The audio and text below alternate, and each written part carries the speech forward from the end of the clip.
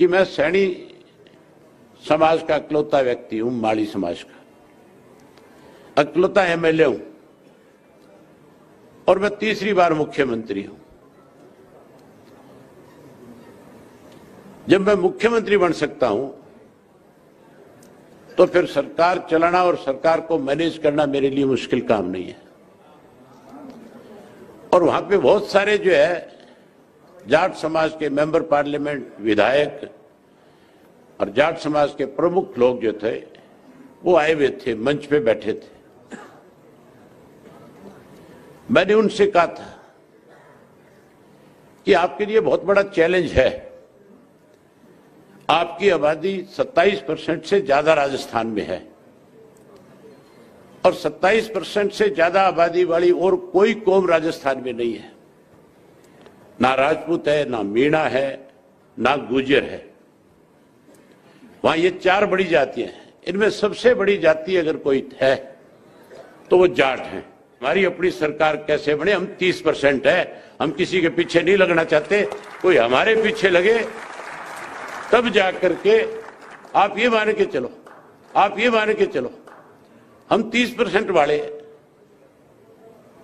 किसी 5%, 10% वाले के पीछे लग करके क्या अपनी ताकत को कमजोर करना चाहते हैं? मैं आप लोगों के बीच आमंत्रित करता हूं। हमेशा चौधरी अभय सिंह चौटाला ने इंटरनेशनल जाट पार्लियामेंट के कार्यक्रम में संरक्षक की भूमिका निभाई। आज भी चौटाला साहब अपनी पद यात्रा को अपने प्रतिनिधियों को झंडा देके आप लोगों से मिलने के लिए आए हैं। मैं समझता हूं बहुत से लीडर होते हैं जो ये कहते हैं कि हम इसलिए नहीं आएंगे कि हमारे पर जातिवाद का ठप्पा लग जाएगा, लेकिन चौधरी अभय सिंह चौटाला जी वो व्यक्तित्व है जो कहते हैं कि पहले मैं जाट हूं, बाद में राजनेता हूं। ऐसे अभय सिंह सत्य जी को मैं निवेदन करता हूं कि चौधरी अभय सिंह चौटाला जी हमारे बीच आए और अपनी बात रखे। चौधरी साहब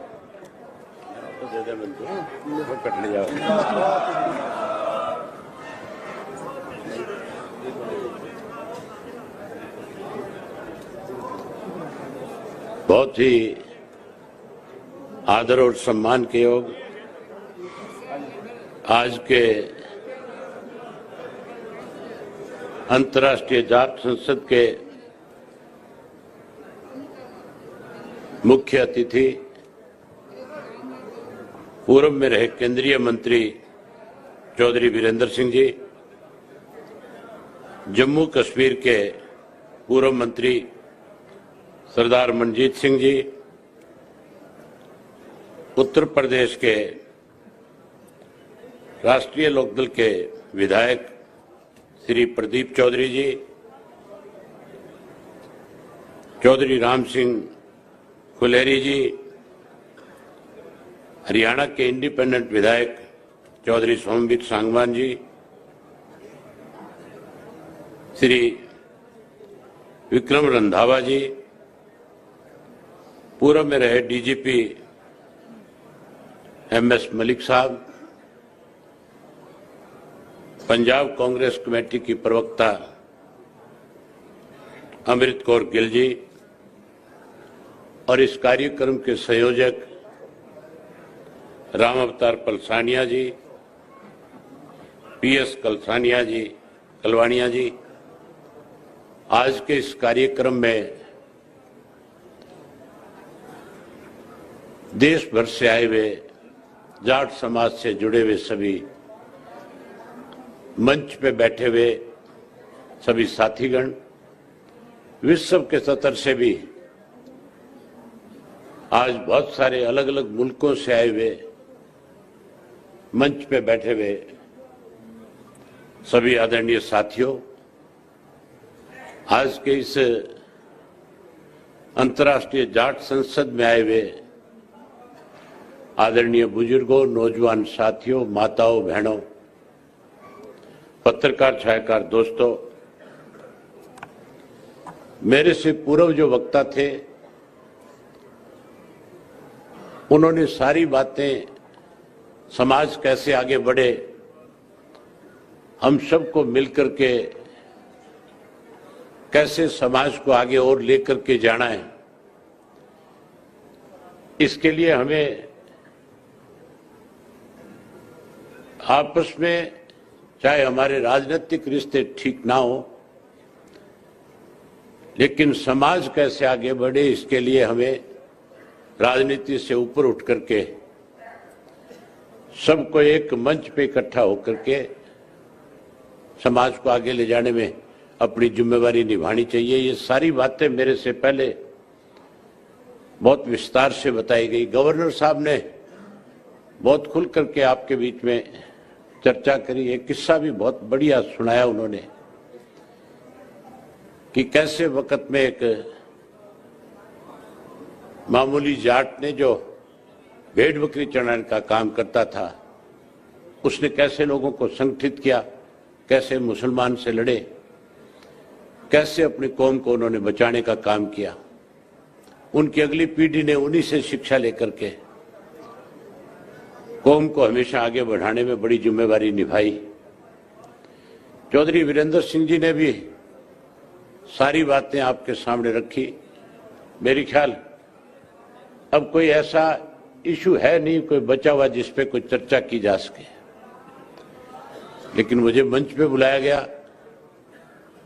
मैं विशेष रूप से पलसानिया जी का, कलवानिया जी का आभारी हूं कि उन्होंने आज मुझे आपके बीच में बुला करके आप सब लोगों से रूबरू होने का जो मुझे सौभाग्य प्राप्त हुआ, उसके लिए मैं इनका बहुत आभारी हूं। साथियों, शिक्षा की बात चली, बिजनेस की बात चली कि हमें अपने बच्चों को शिक्षित करना चाहिए,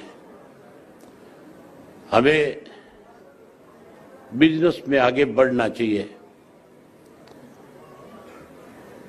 विदेश साहब एक मेरे साथी ने, मेरे बहुत अच्छे मित्र हैं, बहुत लंबे समय से मेरा उनसे रिश्ता रहा है,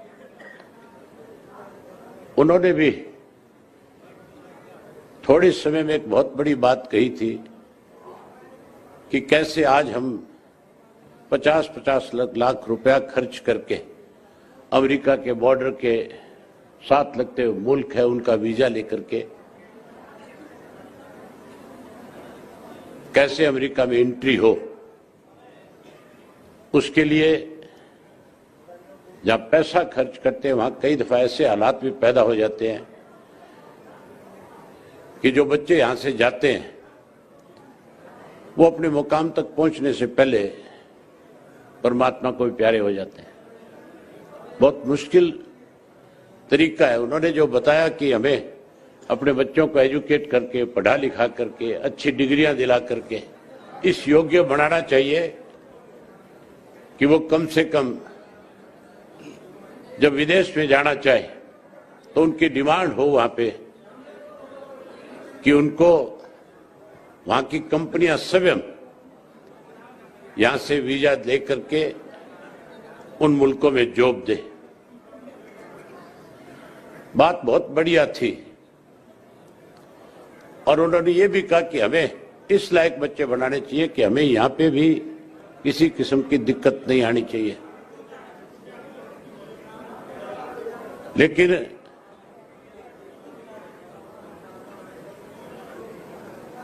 आज की तारीख में जहां हमें एजुकेशन पे ध्यान देना चाहिए,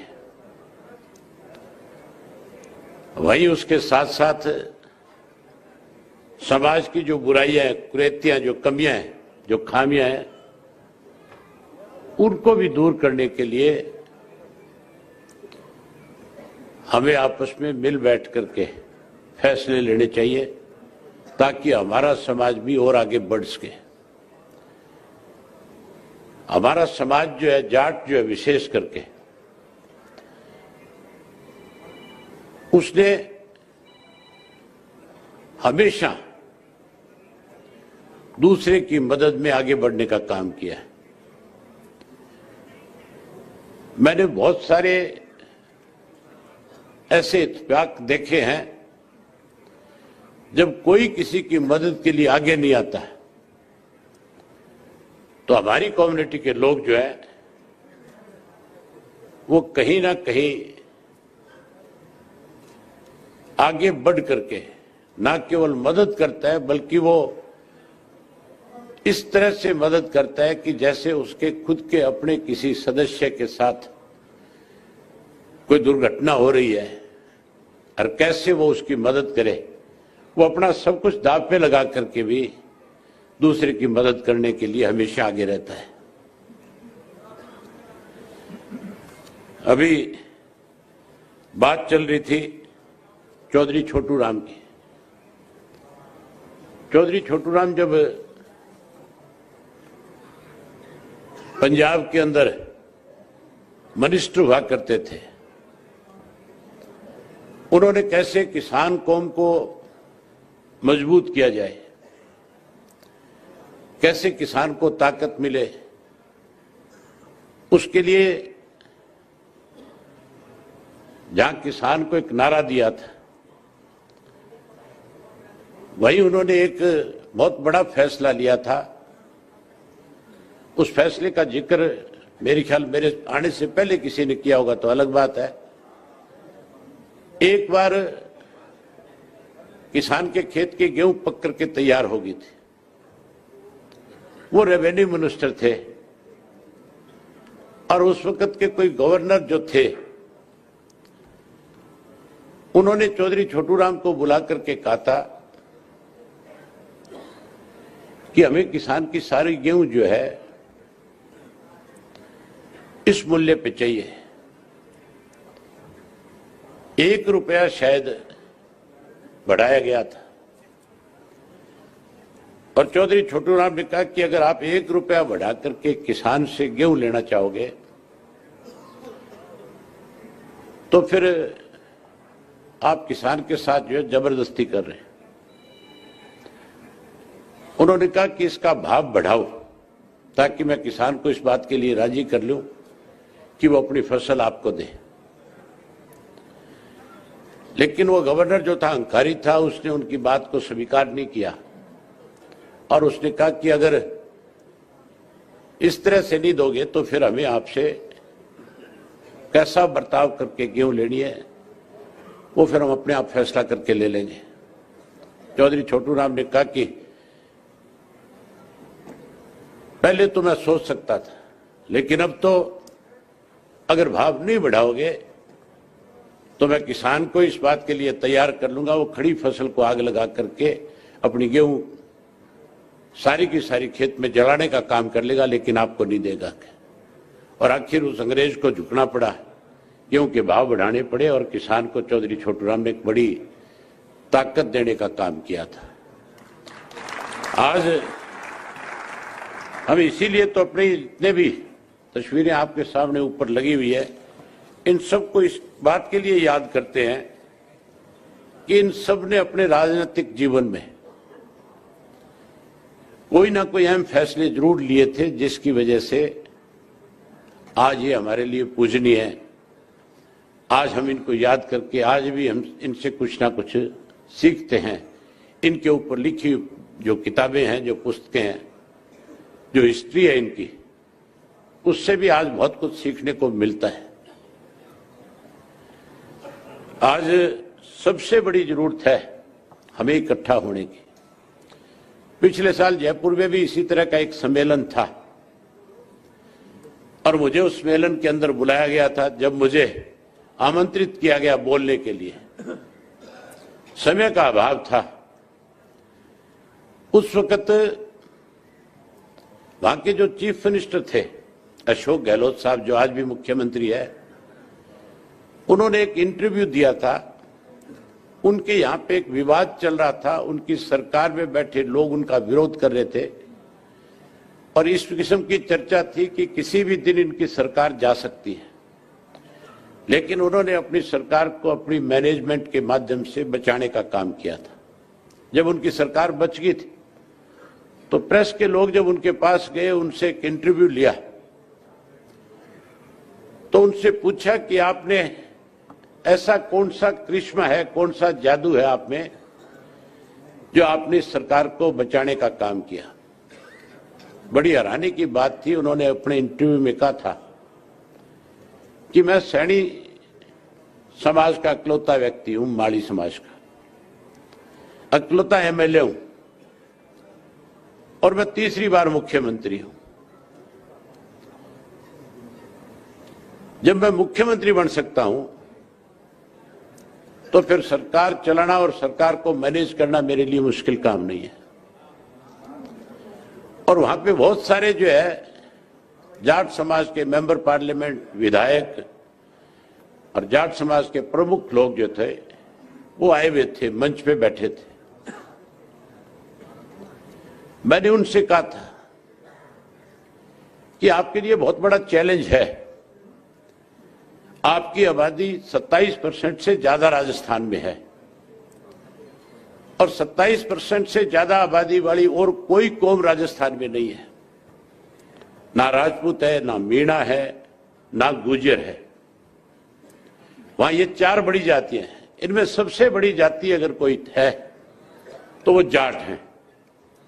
और मैंने कहा ये अशोक गहलोत ने जो इंटरव्यू में बात कही है, ये आपको चैलेंज किया एक तरह से कि 27% वाले भी जो हैं उन पे भी मैं आज राज कर रहा हूं।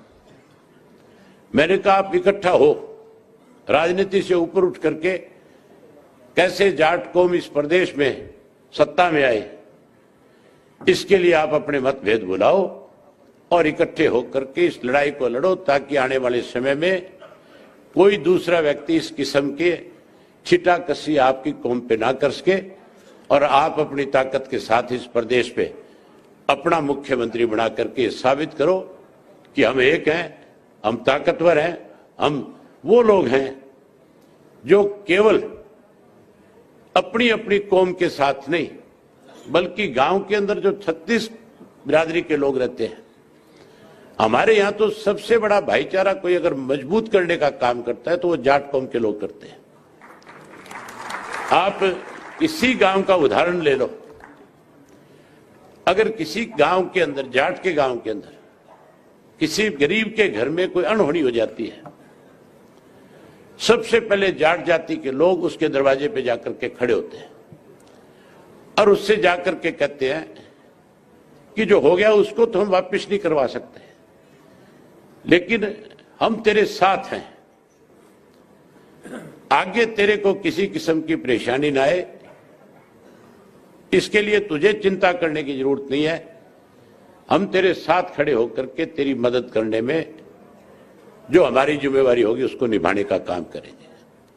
हम तो भाईचारे को मजबूत करते हैं, लेकिन जो सत्ता में बैठे लोग हैं वो कहीं ना कहीं हमारे भाईचारे को तोड़ने में हर तरह के अच्छे हथकंडे अपनाने का काम करते हैं।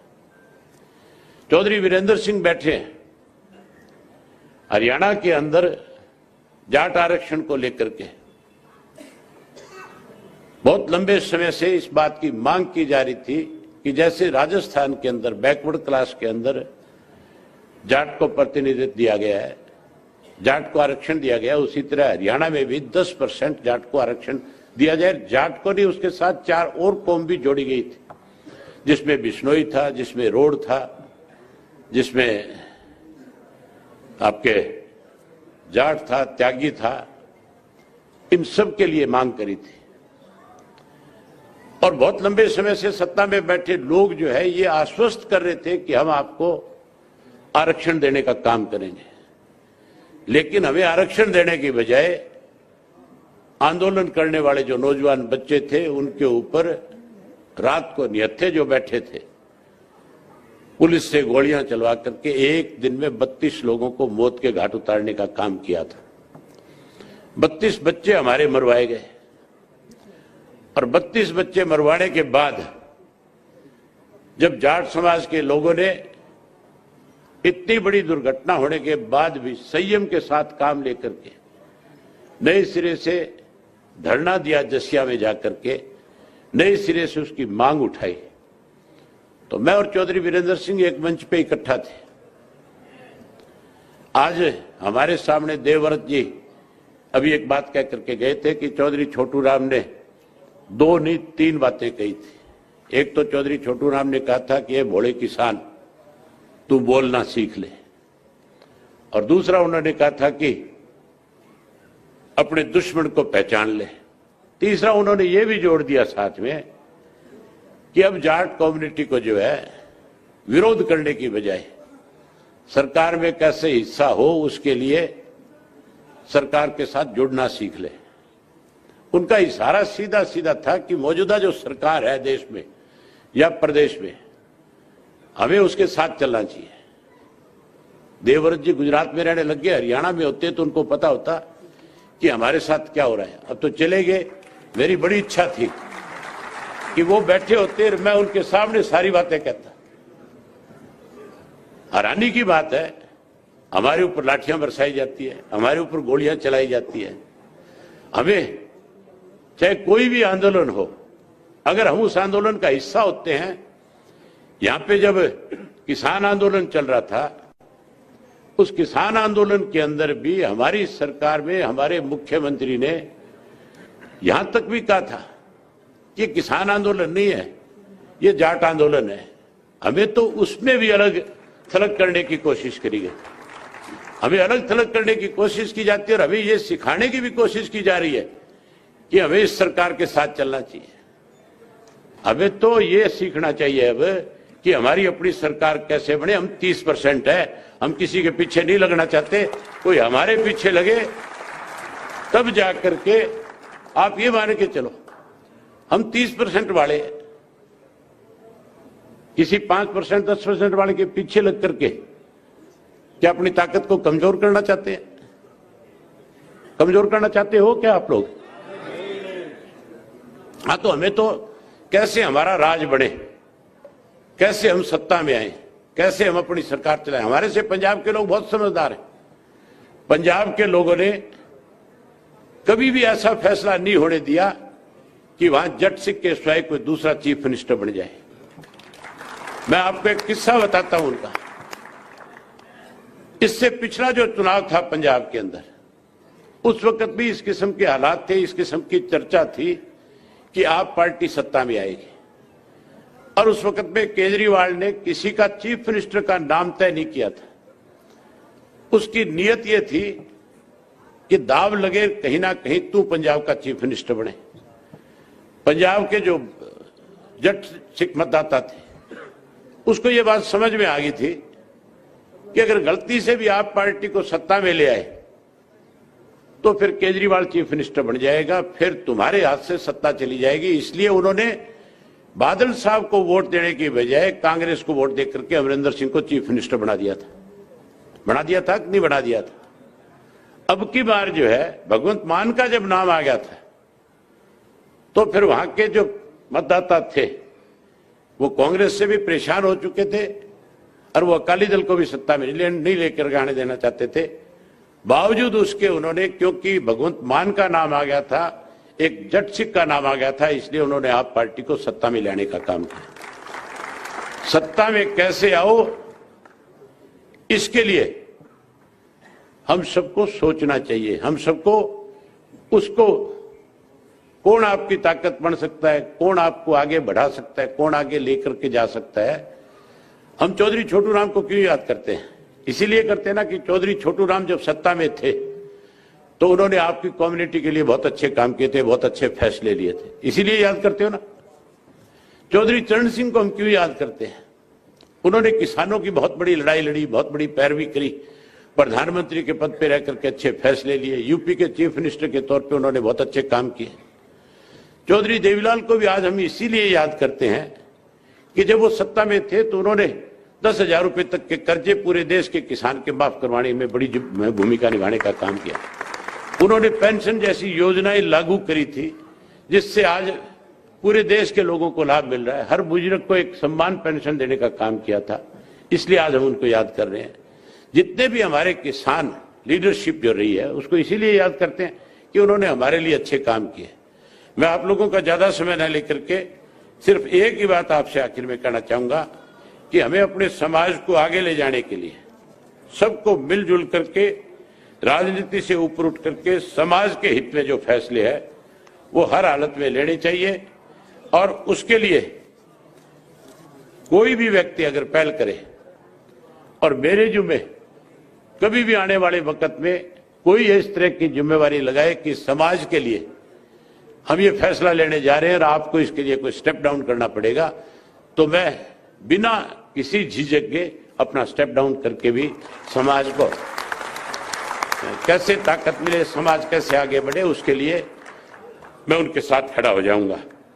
मैं एक बार फिर जो है आप सब लोगों का आभार व्यक्त करता हूं कि आप लोगों ने बड़ी संख्या में आकर के आज जो है ये मैसेज दिया है कि अब जाट समाज जो है वो आने वाले समय में बहुत सी चीजों को आज समझ चुका है और आने वाले समय में हम फिर इकट्ठा होकर के कोई अच्छा फैसला ले जिससे हमारा समाज बढ़े, हमें राजनीतिक ताकत मिले, हमारी राजनीतिक पहचान बढ़े, हमारी व्यापारिक पहचान बढ़े, हमारी सोशल पहचान बढ़े और लोगों के मन में हमारी कौम के प्रति एक विश्वास बढ़े। और उसके लिए हम कोई छोटे मोटे विवाद मतभेद उनको भूल करके हमें मजबूती के साथ इकट्ठा हो, ये मैं कामना करता हूं। और एक बार पलसानिया जी का और कलवानिया जी का आभार व्यक्त करता हूं कि उन्होंने आज मुझे आपके बीच में बुला करके आपसे रूबरू होने का जो मौका दिया, उसके लिए मैं इनका बहुत आभारी हूं। बधाई देता हूं चौधरी वीरेंद्र सिंह जी को भी।